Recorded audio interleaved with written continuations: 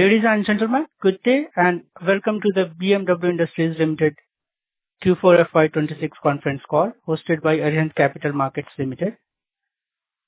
As a reminder, all participant lines will be in the listen-only mode and there will be an opportunity for you to ask questions after the presentation concludes. Should you need assistance during the conference call, please signal an operator by pressing star then 0 on your touchtone phone. I now hand the conference over to Mr. Ronak Ostwal from Arihant Capital Markets Limited. Thank you and over to you, sir. Thank you. Hello and good afternoon to everyone. On behalf of Arihant Capital Markets Limited, I thank you all for joining into Q4 and full year FY26 earnings conference call of BMW Industries Limited. Today, from the management, we have Mr. Harsh Bansal, Managing Director, Mr. Vikram Kapoor, Chief Financial Officer, and Mr. Sanjeev Sancheti, Investor Relations at Unitas Advisors. So, without any further delay, I will now hand over call to Sanjeev sir for their opening remarks. Over to you, sir. Thank you. Good afternoon to all the participants. Before I hand over the call to Mr. Harsh Bansal for his opening remarks, I would like to draw your attention to the safe harbor statement included in the earnings presentation. I request all the participants to kindly review the same and have a good look at it prior to the commencement of the Q&A session. Thank you. Over to you, Mr. Bansal. Thank you, sir. Good afternoon, everyone, and thank you for joining us for the BMW Industries Limited Q4 and full year earnings call. With this quarter's performance, we close FY26 on a high note, with the company delivering a strong performance alongside meaningful progress on our strategic priorities. The results reflect not just improved capacity utilization and disciplined execution, but also the strength of our operating model and the momentum we are building as we enter the next phase of growth. We are delighted to report our highest ever quarterly and annual profits. For the quarter gone by, operating income stood at 210 crores. Operating EBITDA for the quarter came in at rupees 58 crores with a margin of 27.5%, while profit after tax came in at a record 33 crores, translating to a PAT margin of 15.4%.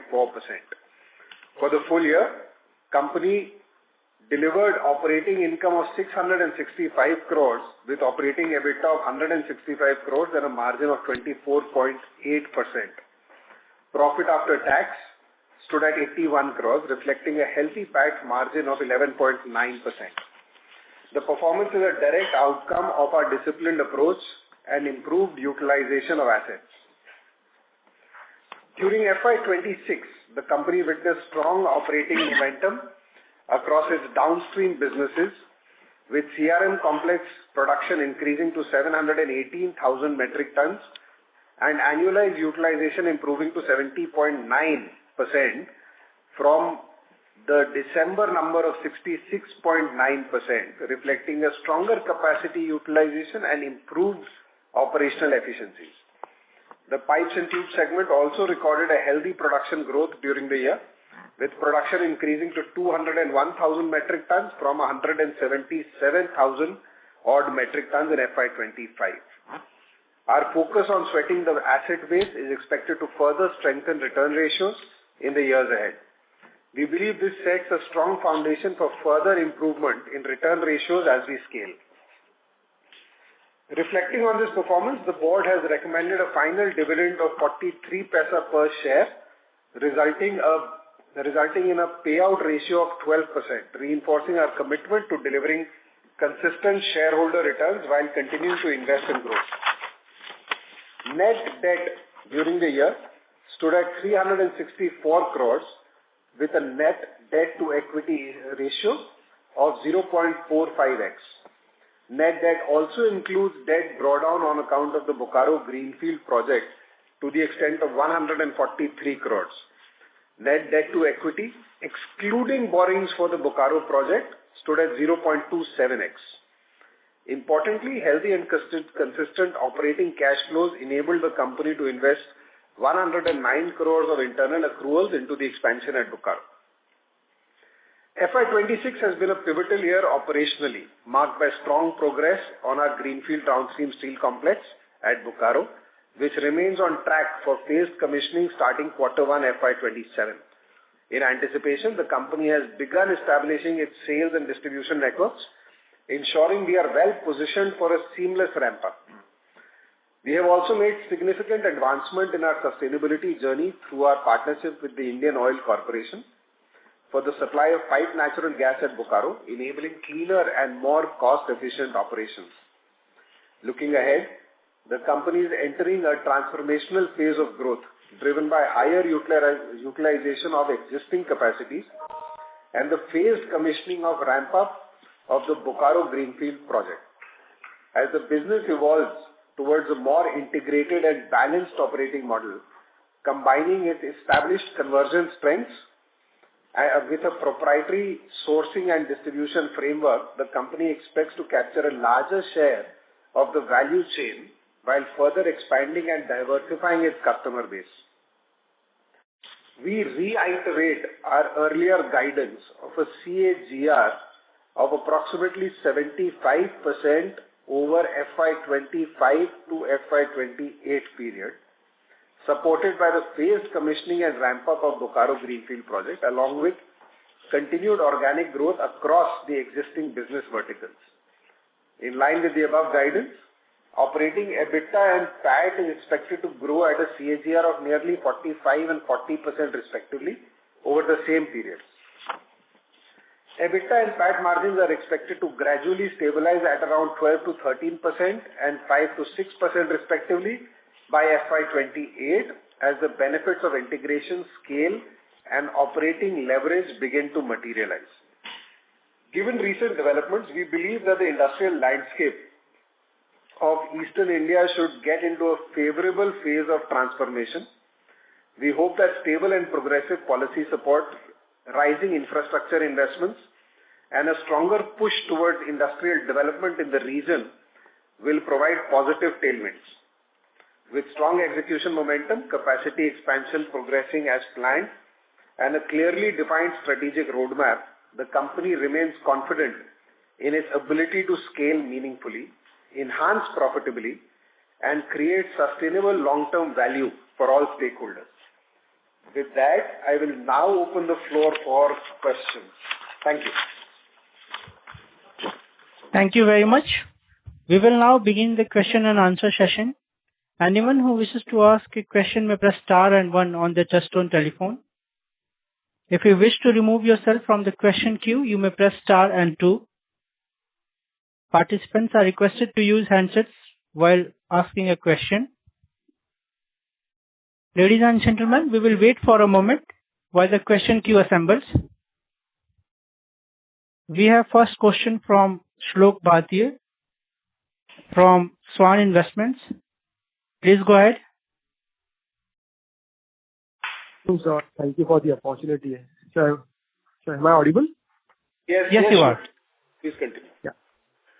So, Harshi, just wanted to understand on the Concall level, as you indicated, the EBITDA margin to get stable around 13-14% over and by FY28. So, can you give a breakup in terms of our existing business and how the Bokaro performance will play out over the next 2 to 3 years? So, thank you for the question, Shlokji. One small correction, the EBITDA will stabilize at 12 to 13, not 13 to 14. Okay. The existing business as is will, we don't see any meaningful investments happening on this side as of now. So whatever benefits come will be on account of increased capacity utilization. For example, from the tubes division where we have created substantial capacities but are fairly underutilized. So over the next 2 to 3 years, we expect the utilization levels to go from the existing 34% to closer to 60 to 65%. So that is for the existing business. On the Bokaro side, I think we've spoken about the capacities that are being created, and that's a part of the presentation. Shimona, can you just open that screen, please? Where over the next 12 to 15 months, as we continue to commission various parts of the project, those volumes will come in, and then FY28, we will scale up those volumes in a meaningful manner. So, I mean, those numbers are there for you to see. So, is it safe to assume that if we ramp up our capacity of tube in our existing business, so the revenue of 665 crores that we reported in FY26 can go max up to 800 or 900 crores? That's a peak revenue one can assume for your existing facility. And what sorts of integration benefit, like once you are starting as per your presentation, the phase 1 of a Bokaro is expected to come on stream in Q1. So can you also throw some lights which all facility is coming in Q1? So on the first part, I think your assumption is fair in terms of the top line that can be derived from the existing businesses. On the second part of your question, we are looking at starting saleable production of the color-coated section in this quarter. And this will be then followed in subsequent quarters by the Galvalume facility, cold rolling, pickling, etc. Okay. So color and then it will be a Galvalume. So once your project is completed on the Bokaro, where you are spending near about 800 odd crores, what sorts of IRR are we working on? I mean, in terms of if one wants to look at the payback period, understand that the capacity will be fully operational once in FY29. But if you look at the IRR, what sort of IRR one can look at it? So, our base case for an investment is at 20%. So, in this case, it's safe to say it's above that. So almost 4.5 years. Yeah, that's all from my side, Harji. Thank you and all the best. Thank you, Shloki. Thank you. A reminder to all participants, anyone who wishes to ask a question may press star and 1 on the touchtone telephone. We have next question from Darshil Javeri from Crown Capital. Please go ahead. Hi. Good evening, sir. Thank you so much for taking my question. Firstly, congratulations on the great set of results, sir. I just wanted to... Darshilji, your voice is very unclear. May I please request you to kind of repeat that? Hello. Please? Yeah. Hi. Is this better, sir? Okay. Am I audible? Yeah. So thank you so much for taking my question, sir, and congratulations on a great set of numbers, sir. I just wanted to harp a bit upon the, CapEx, the, phase 1 that we are going to start in Q1. So can you just tell me the ramp up? How will it happen? Like, is the, in H1 will we, need to, put out some testing and then the commercial production can happen by Q2 or Q3? How would the ramp up be and what kind of revenues can we expect from, phase 1 in FY27, sir? So, Darshilji, we have not gone into detailed economics and projections about what kind of revenues we can expect on a breakdown manner. We've given an overall guidance in terms of up to FY. And, I would like to stick to that. But in terms of your, part of the question of how much we are looking in terms of color coating and all that. So color coating will come online. You should have some sales in Q1, but meaningful sales will only happen by Q2. Because once we start production, we will take time to stabilize on quality, volumes, acceptability of the product, etc. So, which is why we are not giving a breakup quarter-wise revenue estimate, but we've given a more broader, longer-term guidance. I was not wanting a quarter-wise, just like in terms of a rough range, like in FY27, what could we, expect from this? Because why am I coming to this also is because as the revenues ramp up, we'll have, but the cost will be nearly fully right. So our EBITDA will dilute a bit. So just wanted to understand how would that kind of work. I don't want any exact number, just a rough, broad color will also, be fine, sir. We would refrain from giving any kind of quarter-on-quarter guidance. But, yeah. The second part of your question, Darshilji, where you mentioned about dilution of the EBITDA. So that it should be seen in the context of a changing business model and not really a dilution. So if you look at the absolute returns of EBITDA numbers, there is a substantial increase. But because we are in a conversion model today, and we will be in a buy and sell model tomorrow. So the absolute numbers will be reflected accordingly. So it's not really a dilution if you consider the change in model. Okay, fair enough. So yeah, and sorry, this last one question from me. In just terms of accounting, because we are starting the phase 1 right now, the depreciation and interest will start hitting from Q1, right? Like that, or how do we account? We will be capitalizing it on a phase-wise manner, depending on which part of the project we commission, and therefore, accordingly, on a quarter-on-quarter basis, whatever we commission will get capitalized and reflected in the numbers. Yeah. Yeah. Oh, okay. Fair enough. So yeah, thank you so much. So that's it. Thank you, Darshil. Yeah. Thank you. The next question is from Priyal from Value Money. Please go ahead.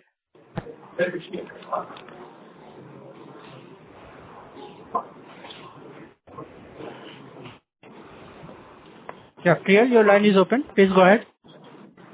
I think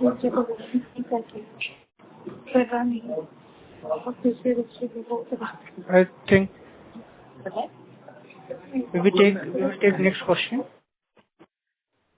We have next question from Mr. Bhavesh as an individual investor. Please go ahead. Good afternoon, Mr. Bansal. Congratulations on a good set of results. My first question is on the revenues. So we have observed a sequential improvement in revenues from Q3 with a strong uptick in Q4. So should we expect this momentum to continue in the coming quarters, particularly leading up to the commissioning of phase 1 of the Bokaro plant? So, Bhavesh, thank you so much for the question and welcome back. Good to hear you again. I don't think the same momentum will continue because, if you look at the existing numbers, they don't reflect Bokaro, and with the existing business, other than certain capacity utilization variations, we are not seeing any meaningful change. When it comes to Bokaro, like I mentioned to Darshilji, we will have meaningful sales top line reflected starting from quarter 2. In quarter 1, there will be some, but I won't want to club those sales with these sales for the benefit of not confusing you. Understood, sir. That was helpful. The next question is with respect to the trade receivables, that has increased significantly from approximately 80 crores in FY25 to around 150 crores in FY26. So could you elaborate on the key drivers behind this increase? Is it so this was, if you even look at the receivable days, I think this was all on account of one of our key customers holding back payments because of March quarter. And this led to this number. We actually got the payments in early April, so it was more of a timing issue. But anyway, it got reflected in the balance sheet because it's of 31st March. Understood, sir. Sir, next question is on the downstream plant. So the presentation indicates that the phase 1 commissioning will happen in Q1 FY27. So since we are already in the month of May, could you provide a more precise timeline for commissioning? Are we looking at late May or June? And what is the expected timeline for phase 2? And additionally, I would request the company to issue a press release once it commissions phase 1 so that all the investors are well aware of Of course. So I'm sure you will hear about that when we hit the proper commissioning. But we expect to start some form of cold trials before the end of this month and hot trials in June. And of course, once we get to saleable material, you'll be able to read the releases. Perfect, sir. So on this Bokaro facility, so it is focusing on high value added products. So could you share some your go-to market strategy? Have you identified or engaged with potential customers in the automobile, infra, solar, defense, engineering space? And I'll proceed with the further part. So not specifically the sectors that you mentioned it, but I want to give you the comfort that we've already started going to market and discussing with potential buyers without mentioning specific industries. So these sales will be driven. Sir, Mr. Bhavesh. In Yeah, order so to continue. ensure the management is able to address questions from all participants, Okay, please limit your questions I'll to come per back. participants. Please join the I'll queue come back. back. I'll Yeah. join back. Thank Sure. Thank thank you, you. sir. We have next question from Mr. Sanket as individual. Please go ahead. Yes, sir. So we have a listed peer, Manaxia Color Coated, so they are also into the business which we are doing CapEx in. So can you just throw a light, like they do EBITDA margins in the range of 5 to 9%, and we are guiding somewhere around 12 to 13% at stabilized levels. So how is our product mix different from them? Can you just throw some light on that? So, two things, Sanket ji. One, I think our business model on a blended basis is different. So, Okay, so the 12 to 13% is not just for the no, it's please the business. note it is a blended margin. Okay. It's the company's guidance and not the Bokaro plant's guidance. So Fair that is one. The second is, I think our capacities on a complete basis differ substantially, which allows us to maximize our efficiencies of scale. Okay. And exports will be what chunk of our revenue going forward? Because they have significant chunk of their revenue as exports. So we can't give you a specific number, but I think it will be safe to say that we will be looking at the export market very seriously. And EU will be one of the key markets, given that EU, I wouldn't want to discriminate against anyone. So, I'll give all markets the benefit of having my wonderful product. Fair enough. Yeah, that's all. Thank you, Sanket ji. Thank you, sir. The next question is from the line of Ajit Sethi from ICO Quantum Solutions. Please go ahead. Yeah, thank you for the opportunity. So you are guiding for around 75% revenue CAGR next 3 years. So could you help us understand the key growth driver behind this guidance? And also, how confident are we in achieving this target? Do we currently have an order book or customer visibility supporting this growth outlook? So, thank you for the question, Ajit ji. It's actually not a guidance of the next 2 years. It was a 3-year guidance starting from FY25. And so 75% CAGR up to FY28, and this is not an annual basis. It's a 3-year CAGR. So that is that is one part. The second part of yours was the product mix and everything and order book. I think it's a little early for us to be accumulating an order book because my plants are not yet commissioned. But in subsequent calls, I'll be happy to talk about the order books, etc. But a lot of these products are not long gestation sales periods. You typically have a order to delivery gap of maybe about 2 weeks. So the order book kind of becomes a little moot. The other factor being that because some of the components are highly volatile in nature, for example, zinc or aluminium or magnesium going forward, it will be very difficult for us to take long forward orders without a proper current hedging strategy. That could expose us to substantial downside risk. Understood.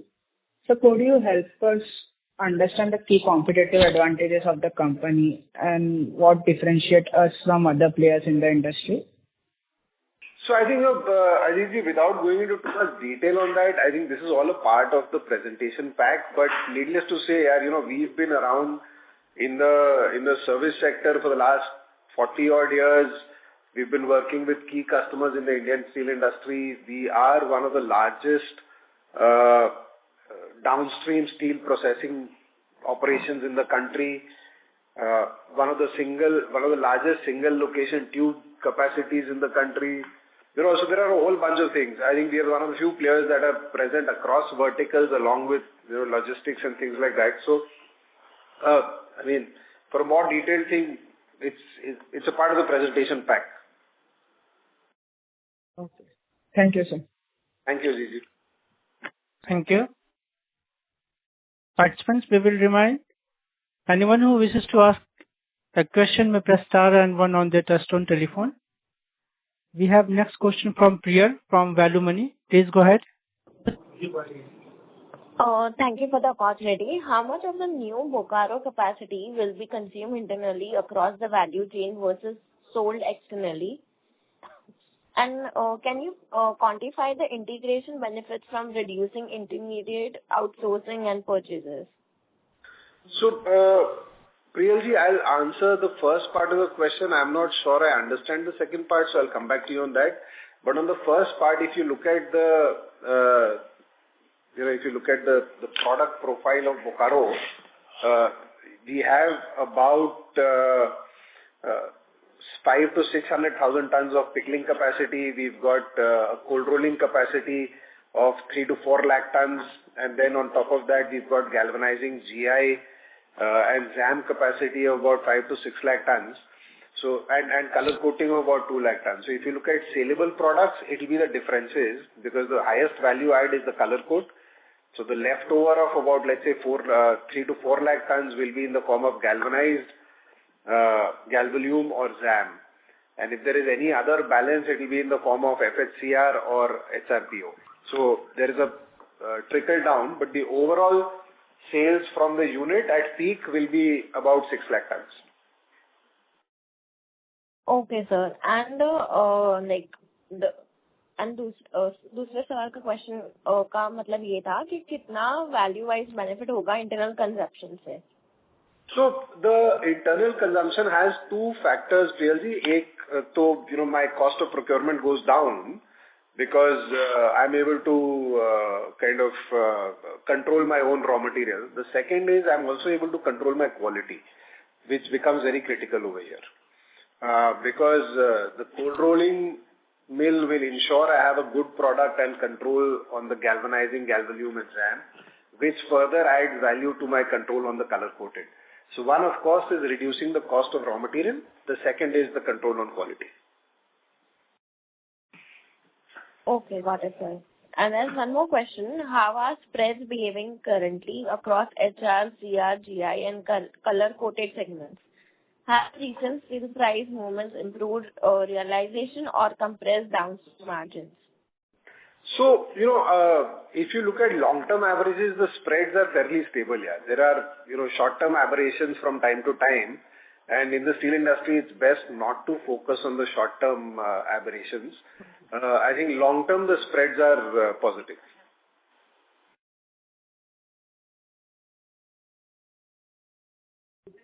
Okay, sir. Okay, thank you. Thanks. Thank you. Thank you. The next question is from Kunal Bansal from Anantnath Skycon Private Limited. Please go ahead. Hello, sir. Hi, Kunalji. Hi. So, sir, I just wanted to confirm, like earlier in the call, you guided a 75% CAGR for revenue, 45% CAGR and 40% CAGR for PAT. So, is it annual growth or combined growth till FY28? So this is a compounded annual growth rate between FY25 and FY28. So if you take the two numbers of 25 and 28, this will be a compounded growth number. Okay. Thank you.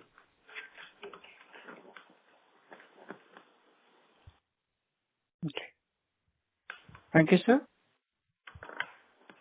Thank you, Participants, if you wish to ask any question, you may press star 1. We have follow-up question from Mr. Bhavesh as individual investor. Mr. Bhavesh, please go ahead. Thank you for the opportunity. So I have a couple of questions. In your investor presentation, slide number 16, you have highlighted benefits under Jharkhand's industrial and investment promotion policy, including capital subsidies, HGST reimbursements, power duty incentives. So could you quantify the potential financial impact of these incentives? So, Bhaveshji, if you look at the little script at the bottom of the page, there is a reason why we are not quantifying it, is because we don't know the exact numbers that we will receive. And so we have not even taken it as a part of our financial projections.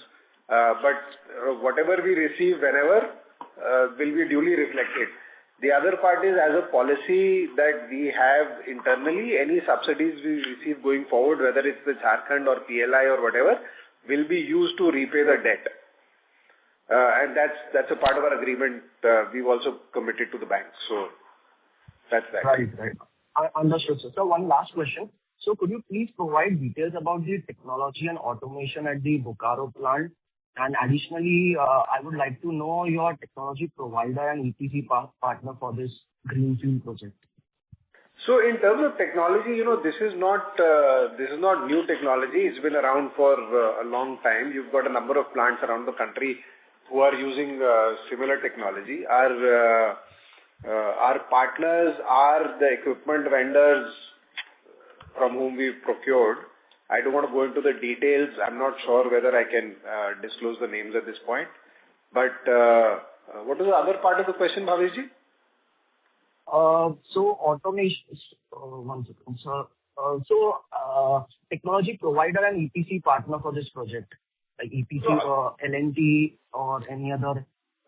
No. So we don't, we are not using L&T, but we are using others who are more locally available. Yeah.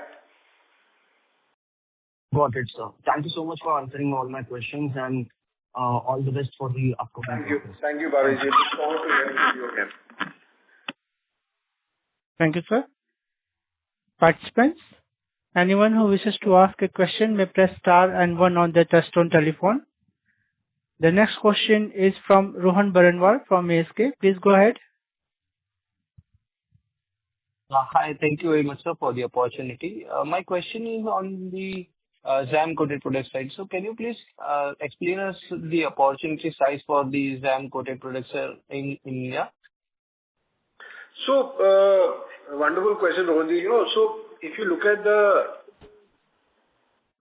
the move of the industry, it's essentially towards more longevity steel coating processes, but also lighter steel and steel which provides more value for money.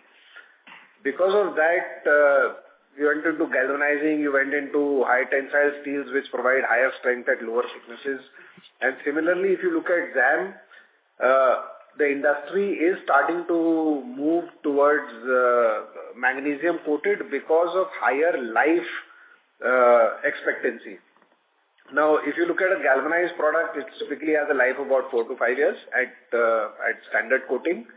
Now, to increase the life, what Indian customers have been asking for is about 3x, 4x coating, which makes it very expensive considering zinc is currently at about 3.25 lakh rupees per ton.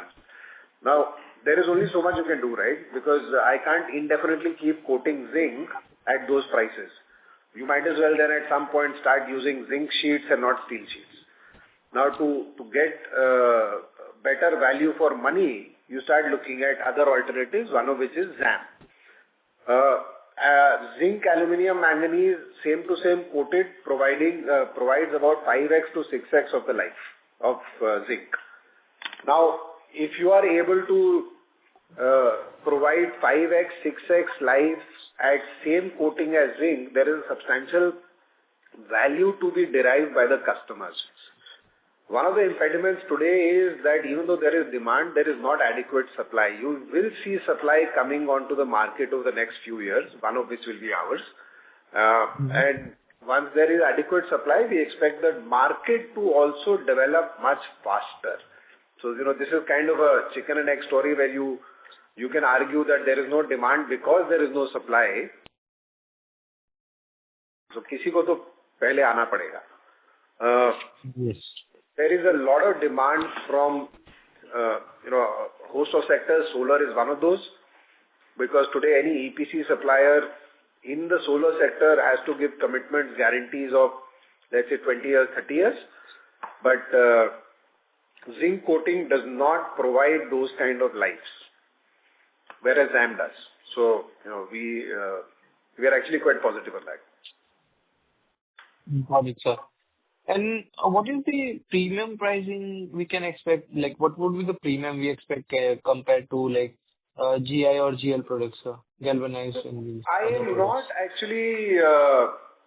There is a little bit of premium, but then this is like looking into a crystal ball, because in the future, I don't know how much supply or how much demand will be there. But needless to say, there is a marginal premium over GI.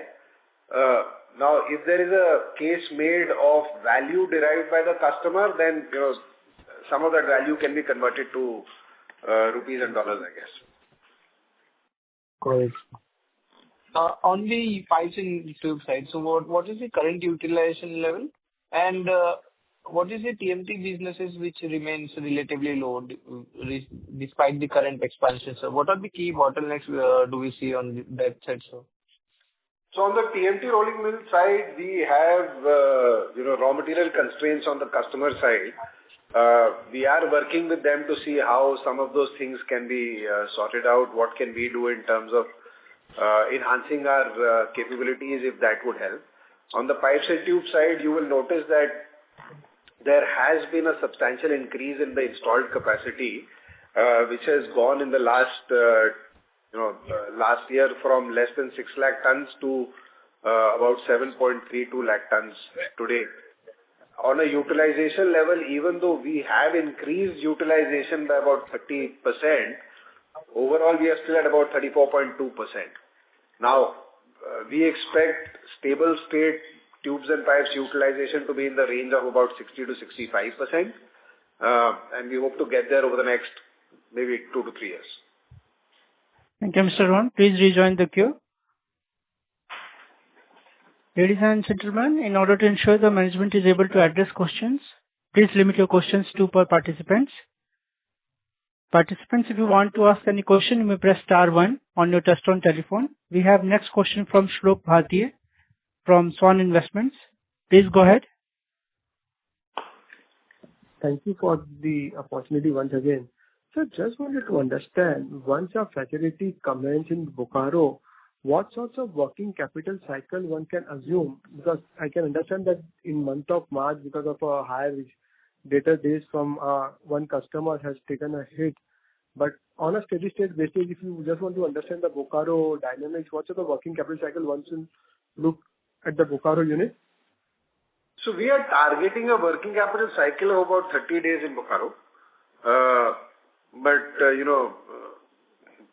lot of it will depend on where we buy the steel from, what is the product that we ultimately sell, how much inventory we need to carry on the FC side, etc. But I think it's fair to say between 30 to 40 days is comfortable. And the entire production from the Bokaro would be under our brand, right? BMW. That's right. And what sorts of advertisement expenses are we planning to incur to establish the brand BMW in the market? So this will essentially be a B2B. So I don't see very high advertisement spends because, whatever will come only after FY29, FY30, because up to that stage, our focus is on, B2B, enhancing volumes and moving more and more products. So I don't see substantial B2C kind of ad spends. There will, of course, be some, but they'll primarily be targeted towards B2B sales. So is it safe to assume that are we going to replicate our existing business? Definitely we have a one steady state customers, but are we in touch with the couple of big names in the Bokaro for converting the coils into the final product and selling back to them? I mean, that's the... We are not in touch with anybody for conversion at Bokaro. Oh, okay.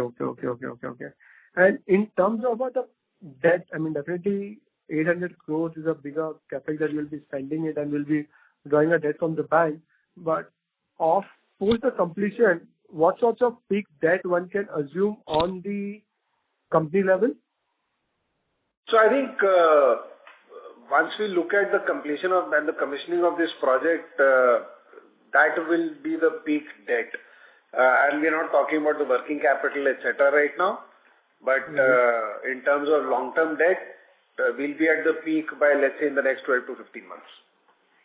So, because currently our total debt on the book is almost 370 crores, of which 135 is short-term borrowings, right?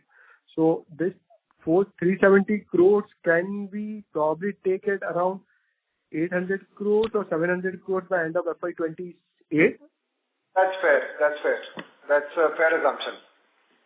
Okay, 700 to 800 crores could be the numbers we will work Yeah. out for.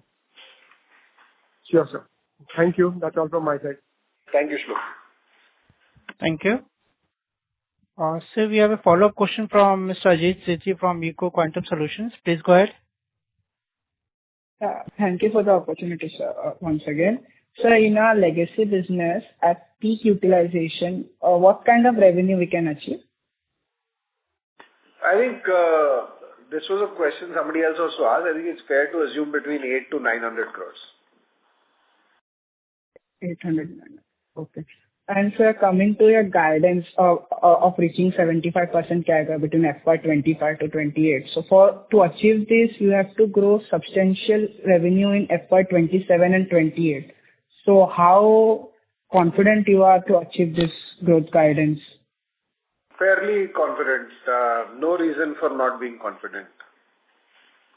So can I know the growth drivers in this guidance? So the primary growth driver, Ajit, is Bokaro, right? My current revenue comes entirely from conversion business where there is no raw material reflected in the cost of sales.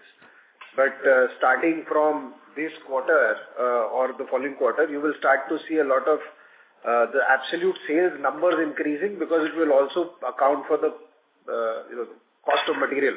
Today it's entirely services.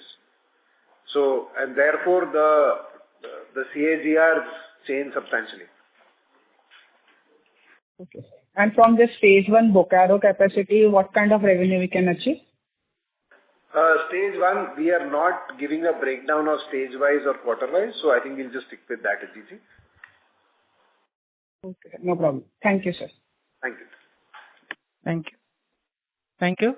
Participants, to ask any questions, you may press star and one on your touchtone telephone. The next question is from Mr. Rohan Baranwal from ASK. Please go ahead. Mr. Rohan, the line is open. Please go ahead. Yes. So my question is on the Bokaro coated steel side. So what kind of EBITDA per ton margins are we expecting on the the coated steel business versus the legacy conversion business, sir? So the next question is yes, sir. So Rohanji, we are not giving breakups of Bokaro and existing businesses. We've given a company-wide estimate. And further, I think it's a little early to give you product-wise breakdown of per ton EBITDA. I think those will come in due course. And with the investment of 800 crores, so what kind of ROC we are expecting with this business, sir? With the new plant which you are expecting? So on a blended basis, we expect to reach 15 plus. 15%. All right. And how much would be infused through debt, and what would be the equity we are looking to raise for this investment? On a total cost of 803 crores, our debt equity is at roughly 250 to 300 of equity and balance of debt. Got it, sir. And will this be funded through cash flows coming from the current capacity? Yes, primarily. Got it, sir. Last question is, sir, given the shift towards the value-added product, how we should think about the blended margins improvement over the next 2 to 3 years, sir? So we've given a guidance of EBITDA, blended EBITDA is in the range of 12 to 13% and PAT in the range of 5 to 6% on a blended basis. Got it, sir. That answers my question. Thank you very much. Thank you. Thank you, Rohanji. Thank you. As there are no further questions from the participants, I now hand the conference over to management for closing comments. Yeah, thanks everybody for taking out time to join this call. Really appreciate. If you have any further queries, please feel free to get in touch with us. Thank you. Thank you. On behalf of Arihant Capital Markets Limited, that concludes this conference. Thank you for joining us, and you may now disconnect your lines. Thank you.